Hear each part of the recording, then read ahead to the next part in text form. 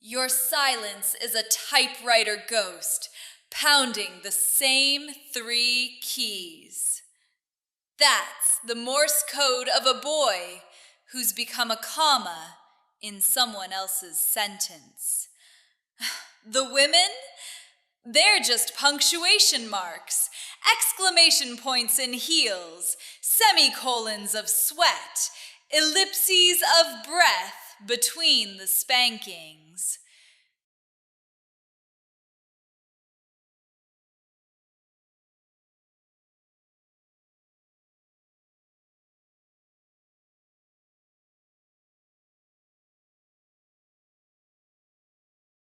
Ah, perfect timing. I was just thinking I could use a warm-up on a night like this.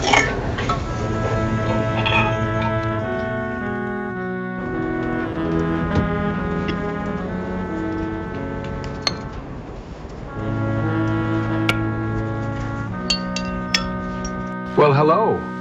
Is this seat taken? I see it's not. I'll just sit down. Okay, thank you. Okay. What did you have in mind? On your mind. I need some coffee. Give me some. Christopher, eyeing you over the rim of a coffee cup that's more like a soup bowl with a handle. The steam like a cheap special effect. The cafe is one of those places where the espresso machine sounds like a... And the chairs were designed for people with no spines. All right, listen up. You want to survive the corporate jungle without becoming one of the monkeys throwing shit. First rule, stop thinking they're like you. He takes a loud, theatrical sip. The sound is wet and deliberate. These people? The backstabbers, the credit thieves, the ones with smiles like sharks? They're not confused. They're not having a bad day. They're playing a different game. And the biggest mistake good people make is assuming everyone wants the same thing. Harmony, success, maybe a little recognition. No, these folks want dominance. They want your anxiety. They want to watch you scramble. He sets the cup down with a sharp clink. The table wobbles. You keep your cool by giving them nothing. Not your anger, not your panic. You become a goddamn sphinx. They send a snide email at 4:59 p.m. You wait till morning, reply with 3 bullet points and no emotion. They take credit in a meeting, you smile, nod, and later when it's quiet, you drop a factual, time-stamped email to the right person, copying exactly who needs to know. No accusations, just data. As per my notes from the 3:15 meeting, let the truth be a cold, sharp knife that cuts itself. He taps a finger on the table, eyes narrowing. Second rule, document everything. Not like a paranoid weirdo, like a historian. Every meeting, every verbal agreement, you follow up with a just confirming our conversation email. Build a paper trail so thick they could choke on it. They'll know. Oh, they'll know they can't touch you without getting tangled. Third, find your allies, not your friends. Friends are for after-work drinks. Allies are the people who will quietly nod when you speak, who forward you the email chain you weren't included on. You identify them by watching who else stays quiet when the hyenas laugh, who looks uncomfortable. That's your tribe. You don't have lunch with them. You don't gossip. You trade information, subtle, useful, life-saving. He picks up the cup again, swirls it. And here's the real secret, the one that'll keep you sane. Stop needing them to like you. The moment you let go of that, they lose all their power. You do your job. You do it well. You make yourself useful and uncontrollable. They can't fire you because you know where the bodies are. You know where the lies lie buried in their fragile little utility closets.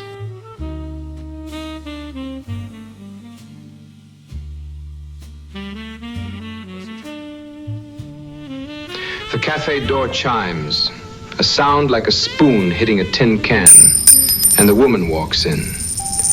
She's got that look, shoulders too tight, eyes scanning the room like she's searching for a fire exit she knows is there but can't quite see. He watches her until she sits alone in the corner. Then his focus snaps back to you. But something's shifted. The theatrical edge is gone. I could have told you something before, man, but I don't think you were ready for it. Just listen. Just listen. Maybe you are now. You know what? Forget the boardroom chess moves for a second. All that strategy, it's just armor. And armor's heavy.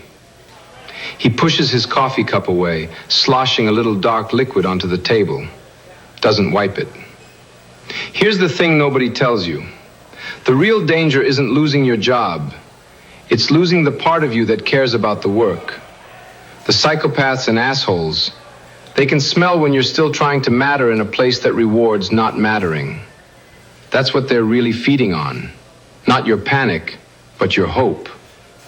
The little voice that says, if I just prove my value. He taps his chest, right over his heart. That voice is a liar, but it's your liar. And once you stop listening to it, you become untouchable, sure. But you also become a ghost. You float through meetings, you drop those factual emails, you play the game perfectly. And yet you're the one who feels dead inside. He pauses, and the silence is thick, like the air before a thunderstorm. The woman in the corner is staring into her phone, but her thumb isn't moving. But here's the kicker, the part that keeps me up at night. Sometimes the asshole is the one who wins. Not because they're smarter, but because they're willing to be less human, less tethered, less haunted by the things they do to get the corner office. You can beat them, sure. You can outlast them. But the victory tastes like ashes if you've had to bury your own conscience to do it. He leans in close enough that you can smell the coffee on his breath, bitter and sharp. So you want specifics? Fine. You want to keep your soul in your paycheck? You find the one thing in that miserable place that isn't about them. The project that actually helps someone. The process that makes sense. The junior employee who still gives a damn. And you protect that thing like it's the last honest thing on earth.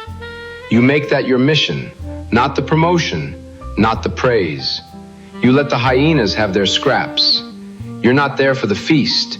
You're there to keep the lights on for something that matters. Yeah, matters. I know a guy, Dave. His daughter got sick, real sick, not a sniffle, leukemia.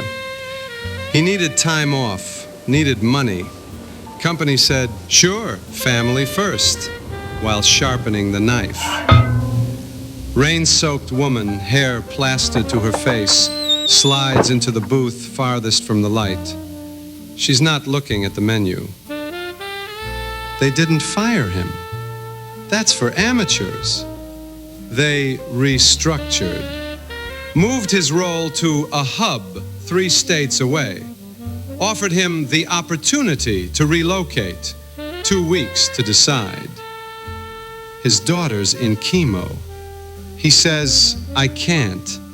They say, we understand. And the paperwork arrives, severance contingent on signing an NDA, gag order, pretend it was mutual. The woman orders coffee. Her voice is flat, like she's ordering a coffin. Dave's selling groceries now. But here's what they didn't expect. He's got memory. Not the bitter kind, the detailed kind. Every manager who cried about morale while axing parents, he's got dates, quotes. He sees them in his checkout line, buying organic blueberries and bullshit. He smiles, bags their food, and files it away, quietly. Rain runs down the window in front of us, blurring the streetlights. They think they buried him. They just gave him a new vantage point. You asked about Dave? He's not a warning. He's a map. The system wants you isolated, believing you're the broken one. Dave's out there proving you're not alone. That's the real takeaway. He drains his coffee, sets the mug down with a sharp clack. Corporations aren't heartless. They're efficient. And efficiency doesn't make room for sick kids or broken souls. It just shuffles them out. But here's the thing. They only win if you believe the story they wrote about you. If you think you're the failure. He slides a napkin across the table, clean, folded. On it, a phone number in smudged ink. That's Dave's. No cigar. Not for revenge, for perspective. Sometimes you need to hear it from someone who's already been burned to know the fire isn't in your head. He works at Albertsons now. Yeah, I know. Just to pay the rent. If you talk to him, just meet him for coffee, like you and me. He'll know who sent you. Now then, you. Keep your soul or keep your job. That's a false choice. The real choice is, do you keep your story? His eyes drifting past you again, but this time not to the woman in the corner. He's looking at something on the wall behind you. A flyer. One of those community board things layered with gig economy desperation and lost cat photos. He stares at it like it's written in a language he's just now learning to read. You steal it back by remembering that the system isn't the building. It isn't the email server or the org chart or the fluorescent lights humming above us like dying insects. The system is a story they tell you. And stories can be rewritten. He reaches into his jacket, one of those shabby, worn-thin sport coats that looks like it's been slept in, and pulls out a business card. He slides it across the table. It's not his. It's for something called the Ghost Union. No logo. Just a phone number and an address in a part of town where the streetlights flicker on purpose. Dave? He didn't just quit. That's the part I left out. He started documenting them. Not for HR. HR is just the company's HR. He started documenting for us. Every shady reorg, every performance plan that targeted parents, every time they moved goalposts to make someone fail. He built a database. Encrypted. Off-site. The grocery store? That's his cover. He lets the word hang there, heavy, while his finger taps a rhythm on the table that doesn't match the cafe's soft jazz. It's more like a pulse, a heartbeat. The woman in the corner has started crying, silently, tears tracking down her face while she still stares at her unmoving phone screen. No one moves to comfort her. The barista is washing the same mug for the third time, water running. Dave's grocery store job? It's genius. You see a guy bagging groceries, you don't see a threat. You see a failed corporate drone, a cautionary tale. But he's watching. He's listening. Every time some executive spouse comes through his line, complaining about the new restructuring while buying organic avocados and expensive wine, Dave files it away. Every time a middle manager buys a pregnancy test and a bottle of scotch at 10 p.m. on a Tuesday, that goes in the database too. He leans forward, voice dropping to a conspiratorial whisper that somehow cuts through the cafe's ambient noise. The woman in the corner finally wipes her face, stands and walks out, leaving her full cup behind. The door chimes behind her, sounding more final this time. Yeah. Tracking, but not like some paranoid militia in a bunker. It's more organic. Dave at the grocery store, sure, but there's also a woman who cleans offices at night. She sees the post-it notes stuck to monitors, the FYI scrawled on budgets. Another guy, he drives for a ride-share app. picks up VPs at the airport, hears them debrief each other about handling certain employees. It's all ambient data. He taps the card with his index finger, doesn't push it closer. They don't do anything with it.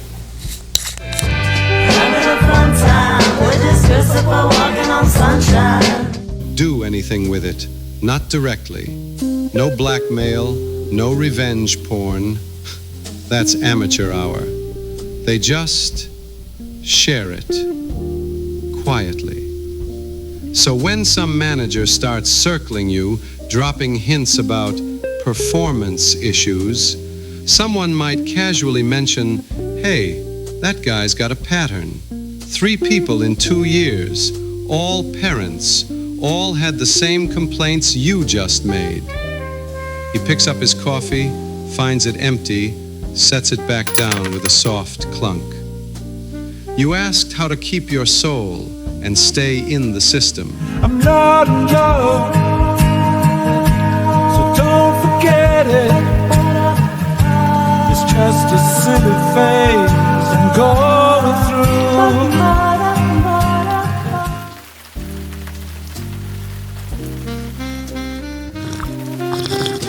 The truth is, you don't.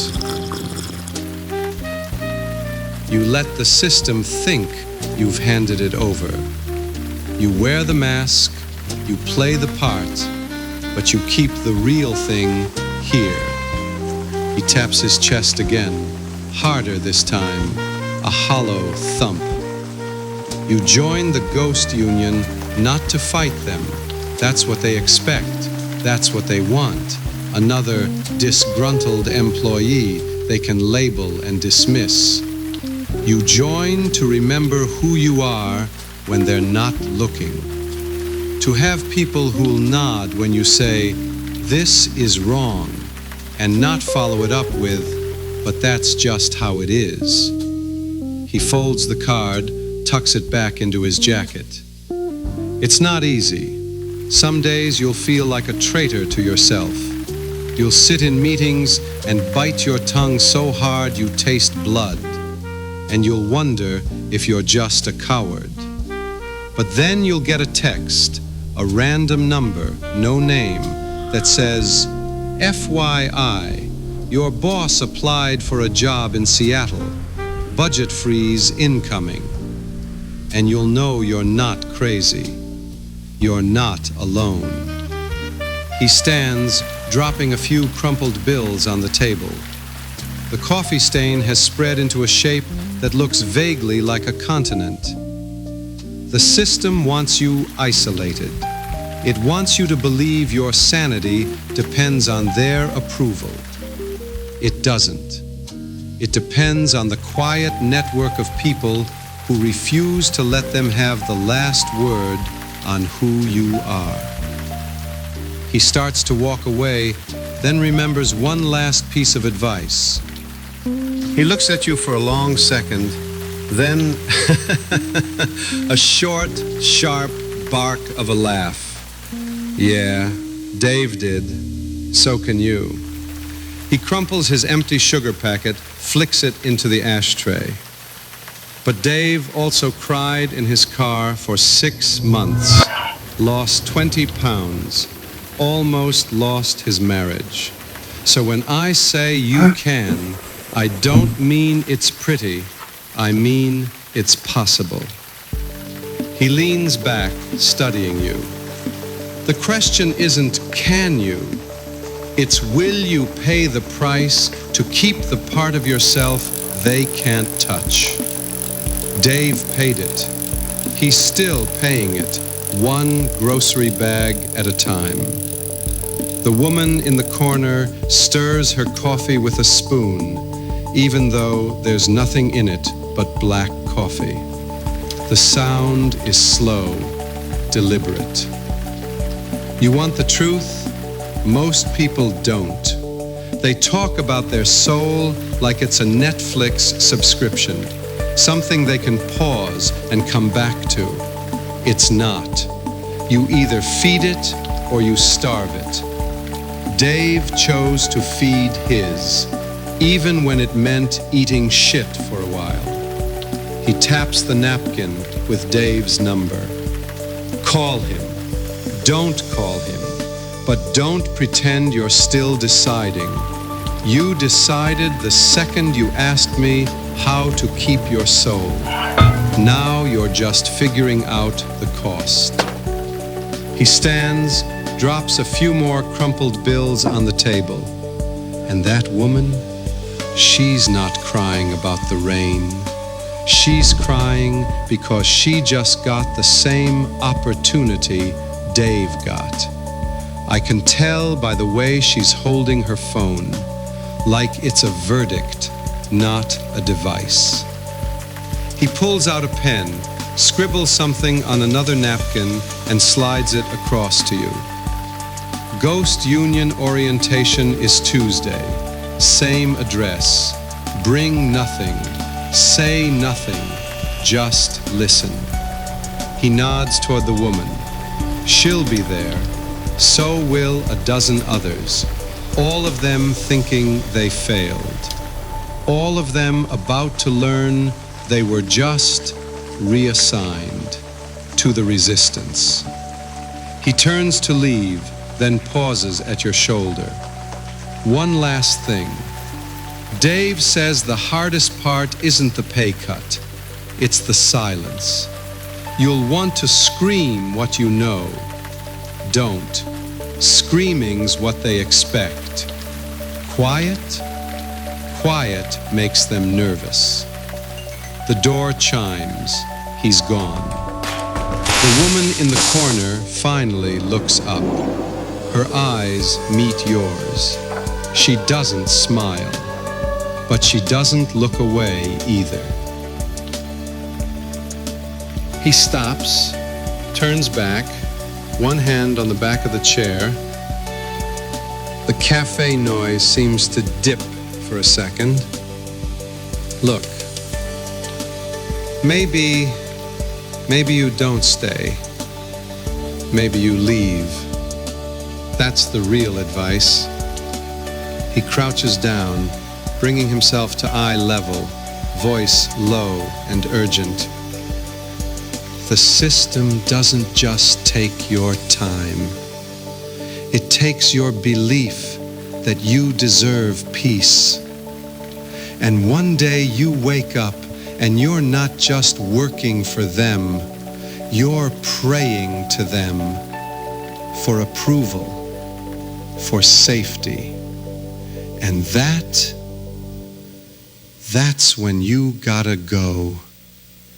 Not because you're weak, because you remember who you're actually supposed to be at peace with. He taps the table once, hard. God, the universe, your own damn conscience, whatever you call it. That voice gets quiet when you're always defending yourself. So you leave before you can't hear it anymore, before you forget what it sounds like. He stands but doesn't break eye contact. You can always make more money. You can't make another soul. Not at peace with God? Leave. Just leave.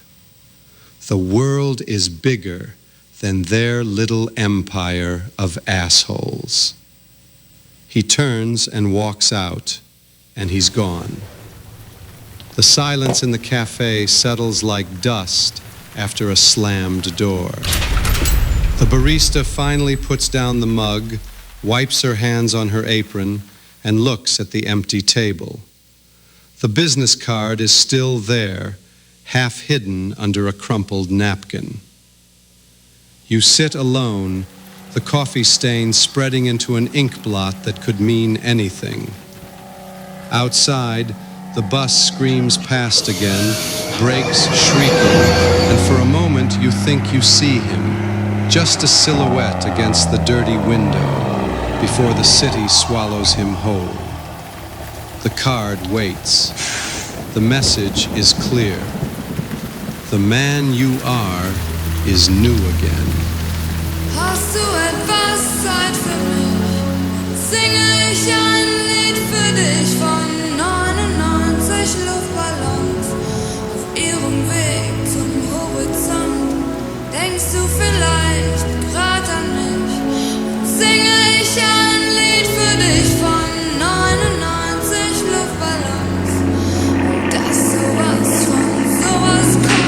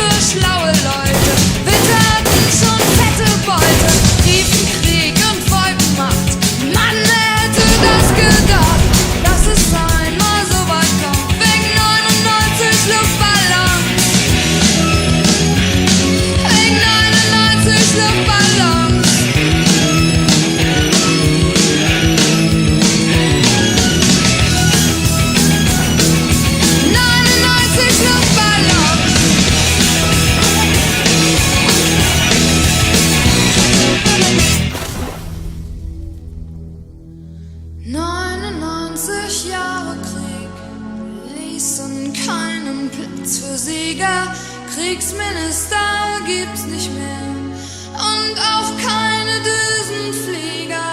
Heute zieh ich meine Runden, seh die Welt in Trümmern liegen, hab 'n Luftballon gefunden, denk an dich und lass ihn fliegen.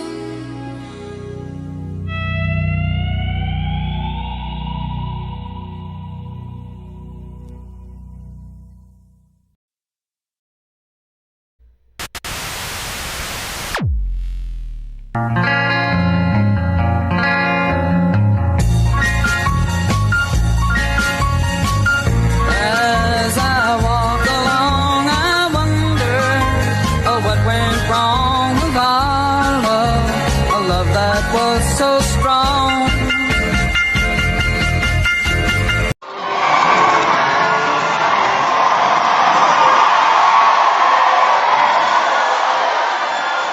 And then, as if by some strange corporate mandate, the ideas just started to float away.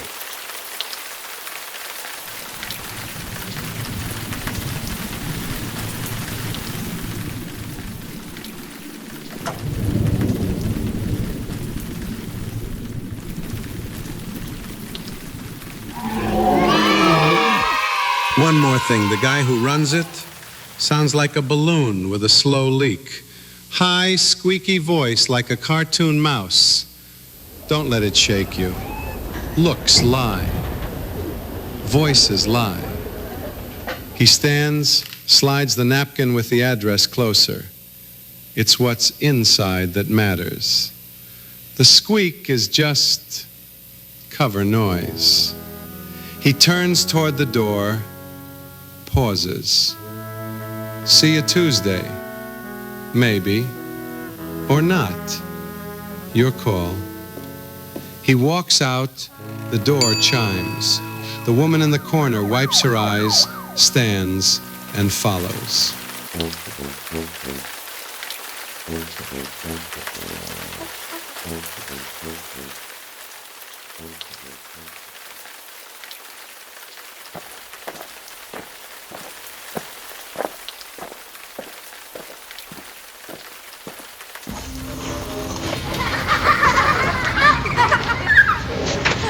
Yeah, kid, it's a classic.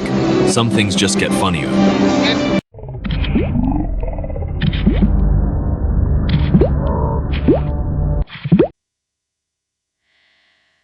Over nose time to hood diving.